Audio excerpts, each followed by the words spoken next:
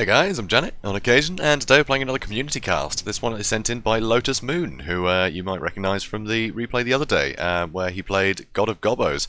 So he's sent this in, and it's a hell of a match. So it's Wood Elves once again, and you can see he has basically no infantry. It's absolutely amazing. This is the most labour-intensive army ever. It's pretty great. So here you can see he has a Glade Lord. Well, the Glady, so he's got the ranged attacks, Brave Anathema. He's also got the Spell Singer, and as you see, he's got just Earthblood and Dwellers below, so pretty simple. But what I like is the Eagle does cause fear, so pretty useful. Also, Sisters of Thorn, I mean, they're just great, right? Sisters of Thorn.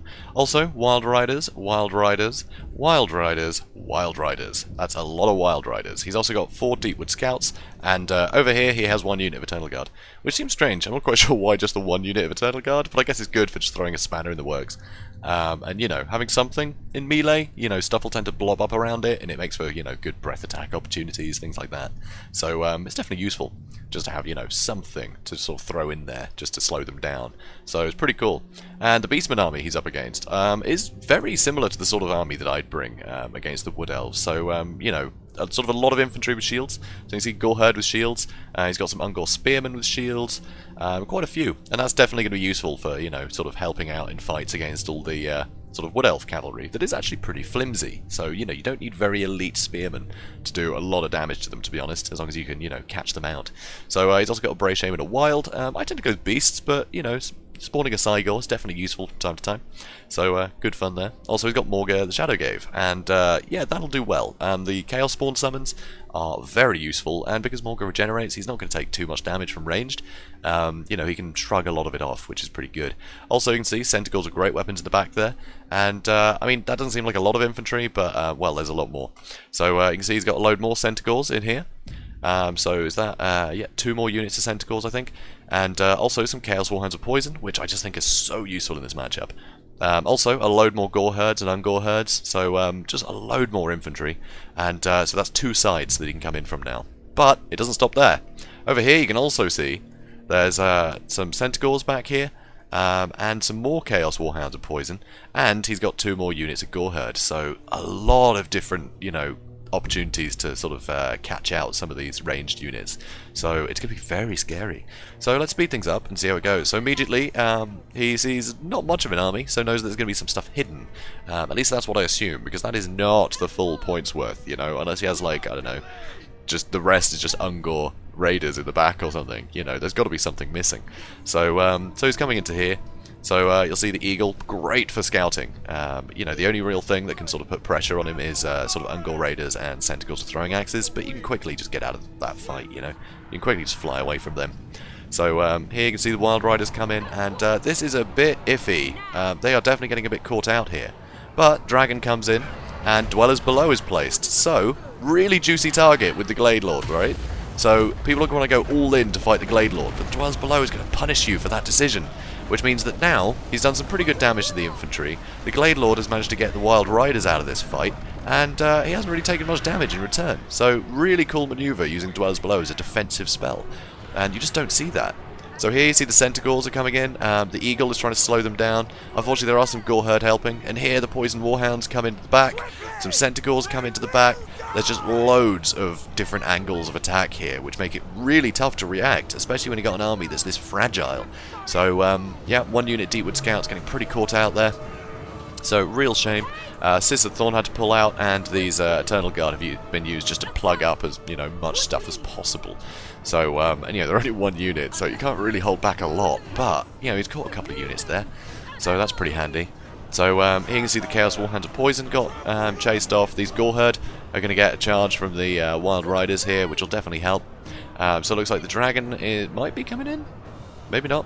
So over on this side, you see the Wild Riders. 2 units, still causing a lot of ruckus here. You know, whittling down these Centicores. But the Centicores are going to do a lot of damage in return to these units. And unfortunately, these Ungor Herd fighting the Wild Riders, that is very good for the Beastman player. Because honestly, the Ungor Herd are really cheap, but they're going to do a bit of damage. Wild Riders are pretty flimsy after they lose their charge bonus, you know. They're going to get pretty hurt. So that's pretty tough. So over here you can see these Deepwood Scouts have got just unbelievably caught out. This is really rough, and that's all just from, you know, these sort of multi sort of phased attacks here. One from this flank, one from this, and it's just really tough to get out of that. and there's only so much cavalry that can knock them away. And with these spearmen making sure that they can't get through very easily, it's pretty expertly done. So some great play by the Beastmen player here. So you can see, these Centaurs would run away, but they're back. So Wild Riders coming in here, try and do some damage. The Dragon had come in here as well, just to try and finish off these Centaurs. You see the Eagle is chasing them, because these Centaurs are going to be a major problem. You want to get rid of as much of the maneuverability of the Beastmen player as you can, because your army is so fragile. If anything gets caught out, you're in a lot of trouble. But once it's just infantry left, then you can kind of judge where people are going. You've got a lot more time to react, and that makes it a lot easier to make very good decisions. So, and if in doubt, just step away. It's pretty straightforward. So unfortunately, the Eternal Guard have had it. So here you can see the Dragon coming back in. Centaurs are still going. Wild Riders a little bit caught out there, but they can get out of that fight hopefully pretty soon. So over on this side, you can see the Spearmen managed to just get collapsed on by everything, and now they're going to try and deal with these Hounds as well. So getting a charge bonus on the Hounds. Hounds are very flimsy, but they're just so quick, and that poison will slow people down. So they're great for chasing skirmishers down. They're vital in this matchup. So you definitely want to take care of them early, which they've done. But unfortunately, these Wild Riders have been really caught out here. I'm not sure if that was intentional or if there's just a lot of other stuff going on. Because, look at this battle. It's all over the place. So, still just huge blobs of infantry everywhere, There's just so much still left to kill. But Centaurs, very injured. Right, Centaurs, very injured. These two, really injured. These Hounds, injured enough to be able to rout very quickly. So, the few units of Gore Herd that were sort of caught sort of out away from the main pack, they've all just been taken care of. So you just want to collapse on them, take them out while they're on their own. The more little victories you can get like that, the better when you're against such a wide army, So here you can see the Glade Lord, firing in a little bit, so doing some damage to the Brave Shaman of Wild. You may as well try and kill the Shaman nice and quick, because the longer he's in operation, the more winds of magic he's going to have, and the more damage he's capable of. So you definitely want to get some damage in there while you're waiting around for your enemy to reform. And it looks like these guys are reforming too, so interesting. So it looks like the battle is reset, but it doesn't look good. As you can see from the balance of power, it's very much in the Beastmen's favour right now, because they still just have so much. But if we look over here, these 3 units of Deepwood Scouts, all about half health. They do have, half of their ammo left, so that's still capable of doing a lot of damage. And very healthy unit of Wild Riders there, and there's also a unit assisted of Thorn hidden somewhere. Where did they go? They're definitely around. I know they exist. They're somewhere. I guess we'll find out. So anyway, here you can see the Cygors coming back, so everyone is going to hide. Right, all of these units are going to hide. There's the Sister Thorn. So they're all going to get into these woods, so the Cygor can't see them. And you still want to get use out your Glade Lord, right, who you can't hide. So, sit him on top of the Cygor. The Cygor has a minimum range. He can't throw rocks straight up, so this is perfect. So, now, there's no target for the Cygor to, throw rocks at. He's going to be disintegrating, because, he's a summoned unit. And, the Glade Lord can just mimic his movements and then just turn around and do more damage to the Brave Shaman whenever he fancies. So, pretty great use of this, great use of terrain and great use of the sort of Cygor's mechanic of, a minimum range. So, it's pretty great. So, here you can see, Ungor Spearman, very caught out, very injured, but that's kind of, I don't see a good opportunity to attack that, because as you can see, these guys are on the march. So they're trying to get into these forests, trying to scout out these guys as quickly as possible. So that way, the Cygor has a target. Because as you can see, it's also about a third of its health. So that's pretty dangerous. So now the Eagle and the Glade Lord are going to try and get on top of this Shaman. That probably shouldn't be running out this way. It should be running into the forest, really. Because it's a juicy target. So you want to make sure that it's in here, with things that can back it up. And Morga is trying to come in to help. But of course, with Morga over here, there's no leadership over here buffing these guys, so they could take some damage and you could rout off some of the units over here. But he did have that Chaos Spawn summon, so it is interesting. He's got Spearmen, right, coming with him. So it is interesting to think maybe he thought he could catch him with the Chaos Spawn, right? Give a really juicy target, use the Shaman as bait, knowing he's going to get killed anyway, and he'd used a load of his Winds of Magic on the Cygor to begin with. So how much more use can you get out of him? So at that point, you just think, give a nice juicy target for the Glade Lord, spawn some Chaos Spawn, and hopefully you'll be able to trap him for a while. But once again, Dwellers Below comes down here, beautiful defensive move, so they can either keep chasing the dragon and basically get wiped out, or they can let the dragon go.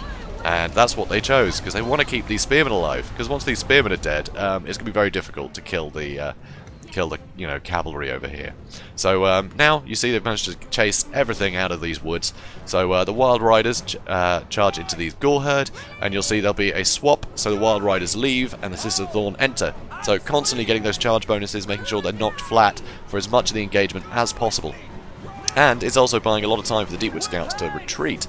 But, you know, there's still a lot of cavalry knocking around, so they actually move back just in case the dragon had another go at these guys. But nope, the dragon and the eagle, they are coming back. Lotus Moon is going to get them back with the rest of his forces. And especially now that the Beastmen player is really spread out, it gives more opportunities just to trim these little units away. So, very useful. So, you know, don't stick around fighting with Morga and the Kale Spawn that are going to melt in a minute anyway. Yeah, get in here, start trimming away some of these units. So, it's pretty great to see. So Deepwood Scouts still running, but you know they're not. I don't think they're any quicker. Honestly, they're 38 to 43. So the Gore herd will actually be able to catch the Deepwood Scouts, which is very scary indeed. So this isn't good for the Deepwood Scouts. They're probably not going to last very long. So here you can see Deepwood Scouts just shooting into whatever they can right now, and a load of cavalry is coming in to try and help. And this cavalry is going to be very deadly, especially with the poison warhounds. You know, just making sure that stuff can't take off again. So I doubt there's another dwellers below ready just yet. So yeah, it's pretty tough. So he's trying to retreat best he can, trying to use the cavalry, just sort of hold things back just in case something tries to slip through, you know, after the Deepwood Scouts. And now this, I'm not sure if this was intentional. Okay, so he's got the Deepwood Scouts near the border.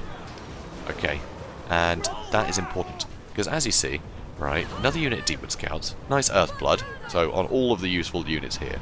And now, they're just going to keep going. They've got one unit of Deepwood Scouts, and they can taste blood. They're going to try and get the other ones caught out. But, this charge in the flank, and the terror and fear caused by all this nonsense, these guys are not going to last. And the border is right here.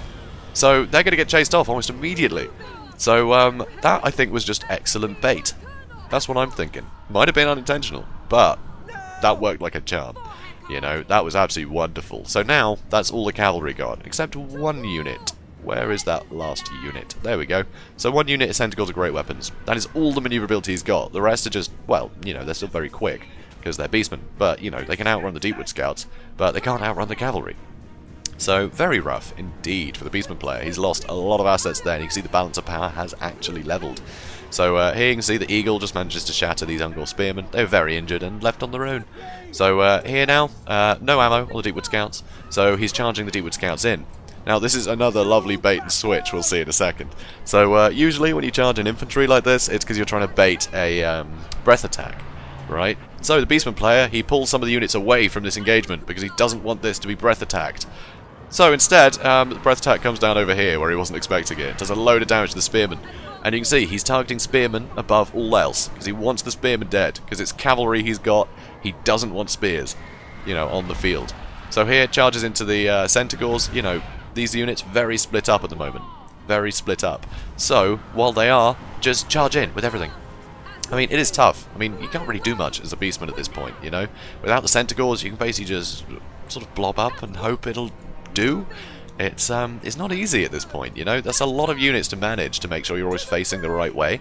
I know there's not a huge amount of cavalry, but when you've got the, you know, the two flying units, they can basically just land anywhere for, you know, pretty huge damage. That is definitely scary. So here you can see the Centaurs. You know, once again, they did come back, but they are so injured now. They're barely any health. There's only 14 left. And 14 Centaurs isn't going to be enough to kill a dragon. Obviously, Morga still hits like a truck, so that's a good thing. So here you can see the cavalry splitting up, just to make sure they have to go, you know, wider to stop, you know, attacks from more than one side. So here, nice charge, and straight out again. Straight out. And these guys are being pulled out of position a little bit more. And I think the Glade Lord there, the Glady, was actually firing at the Centaurs just to help whittle them down a bit more. Yep, so they're down to 11 models now. So, and they're the most valuable thing. You know, they're the one thing that could sort of, you know, get around a unit after it charges and pin it in place enough for the infantry to do some damage. So, you definitely want to kill them. So, now you can see, you know, Spearmen on either side, which is very clever. He's trying to make sure his Spearmen are spread out. But they're getting pretty injured, you know. This is the one healthy unit of Spearmen. And here, this is a bit of a risky charge, because that's into braced units of Ungor. So he pulls out straight away again. But it has baited, you know, Morga over here, which is pretty good. And, you know, Spellsinger and the Glady is still just waiting for a good opportunity. Some good damage by the Sister Thorn there. And here, the Eagle jumps in. So the Eagle will be able to take a fair bit of damage here. So, you know, they're pretty resilient, especially against, you know, sort of battered Ungor that are going to get, like, you know, scared pretty soon. So, pretty scary. So, another little sort of baiting maneuver with the Wild Riders. It means these guys are preoccupied with the Wild Riders, so the Eagle, the Eagle's able to feast on more of these Gore. So, now over here you see a Curse of Anra here. That's right, Sister Thorn haven't used all their spells yet. So suddenly all this stuff is debuffed, and the dragon can come in. So these guys will just be taking a load of damage, and their melee attack is down to 0. So now, yeah, you can just do as much as you like here. As soon as, while that curse is going, these guys are harmless. So that is suddenly a huge amount of units that have just been taken out, just with that one utility spell and following it up with some heavy hitters. Pretty wonderful. So, and that is a lot. That's basically half the army is just, you know, is just routed. They're not shattered yet, but, I mean, look at the damage they've taken. They're just holding on by threads here. So, and now, Gore Herd managed to fall into the back of the Wild Riders. So, Shield of Thorns is procced, so these guys are going to be doing a lot more damage, so these guys will get killed quicker, which is brilliant, because you want to kill them as quickly as possible, because you don't want backup to arrive before they're dead. So here you can see they've all broken. So now, all the cavalry can charge back this way. Breath attack hits, does even more damage to the spearmen, who aren't braced, they're just trying to charge in there. So now, Centaur's finally shattered, as you'd expect, there's only 2 of them left. And now these guys are broken, so he's going to chase these guys a little bit. Oh, these guys are running in, so he's going to chase these. And you'll see he's constantly getting the charge bonuses, because he's charging back and forth. And so now, you know, yeah, Morga's in the middle of this, but he's not going to be able to stop any of this. He just kept getting knocked over by the cavalry. So I think he just got knocked over again. Oh, not quite. There he goes. And yeah, you can just charge back and forth between all these infantry. Like, they're no longer formed up. And they can't reform, you know. They're just too spread out as it is. So they just don't have the time to reform. So at the moment, they're completely broken. There's no formation, no coherency. So you can basically just charge back and forth and just get free kills. There's just nothing holding this Beastmen army together anymore. So here you can see these Gore Herder come back, you know, but look, the most of the units over here, the flag's over here, sure, but they're still far away. These guys are really far away, these guys are really far away. So it's pretty much just Morga, you know, sat amongst all this group that can just wander off and, you know, make sure these guys shatter. So it's pretty dangerous. So you can see this one unit, Sister Thorn, is running over here just to charge these guys down. They're not going to last long. And with the Sister Thorn, with their physical resist, I mean, that's pretty excellent. So she's, you know, they're going to do a lot of damage. So now over here, these Gore Herd I think are going to get attacked. Prey of Anathrema goes down to Morga, so he can't move anywhere. So they're doing some damage to him, but man, he is resilient. He is a very, very sturdy boy. So now you can see the Wild Riders charging in as well. You know, the Sister Thorn are coming back, and all this stuff is shattered. You know, there's nothing else on the board. Oh, they might come back. But that's only 13 Gore Herd. So at that point, yeah, the Beastmen player quits. He calls that enough, and you can kind of see why. He just had nothing left of his army. And I think that was absolutely superbly played on both sides, to be honest. Yeah, Hamren was doing really well. That ambush, he managed to catch out some really valuable units very quickly. I mean, look at that, 14 and 19 kills with Deepwood Scouts against Beastmen. And yeah, they didn't really have a chance to shoot at anything valuable. You know, these are just like Gore Herd kills. Maybe they killed some Centaurs, but that is not worth the cost of the Deepwood Scouts. You know, Wild Riders got pretty caught out. Most of those kills, I mean, some of them were on Centaurs, but a lot of them were just on Gore Herds. So, you know, not valuable there. So that, and yeah, the Eternal Guard, they were never meant to get a lot of kills, but still, they got wiped out pretty quick. So that's a lot of units suddenly just got completely wiped out. You know, really early on. Wild Riders got very damaged early on. It was basically just down to these 2 units, and you know, the flying units as well. And to get that much utility, I mean, 200 kills each for those units, even 70 with the Eagle, that was basically just used for, you know, those final little acts of breaking a unit with the fear. Pretty crazy. So, you know, great play by Hamren here. Just, you know, fantastic build. I love all the maneuverability and the fact that he just managed to surround the Wood Elves. Because the Wood Elves, they're going to keep running away from you. So you got to just stop them from being able to exit. You know, you come up from one way, you don't want to let them go another. You know, because they will. They'll try that. You know, Wood Elves are sneaky. So, yeah, that ambush, I think, was fantastic. Really good. Managed to catch out so much. But it just shows how much value you can get out of, you know, so few units. You know, against a team like the Beastmen, you know, where they don't have sort of a load of stocky halberds and things. Just those hit and runs constantly. You know, the only danger are these sort of maneuverable units that can actually put pressure on you. But yeah, they just got taken out. They just got routed off the board, you know, with that beautiful sort of baiting move of having the Deepwood Scouts there as such a juicy target is amazing. It just funneled them exactly where you wanted to be. Hit them in the side, you know, because they're maneuverable, right? Hit them in the side, they ran away, and at that point, you got nothing to chase the Wood Elves down. So, unbelievable. Some fantastic plays. And Dwellers Below being used defensively, I think, was really cool. I'd never seen that maneuver used before. But it's definitely a good one. You know, keeps the dragon totally safe, and if the dragon isn't completely safe, then everything's going to get so damaged they're going to tear around before they can do much damage to the dragon anyway.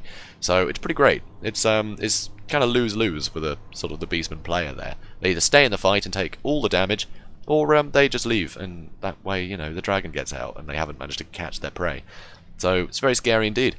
So yeah, Lotus Moon, thanks for sending this in. Guys, if you enjoyed this, please do comment, like, and subscribe, and I will see you in the next one. Have a good day, guys.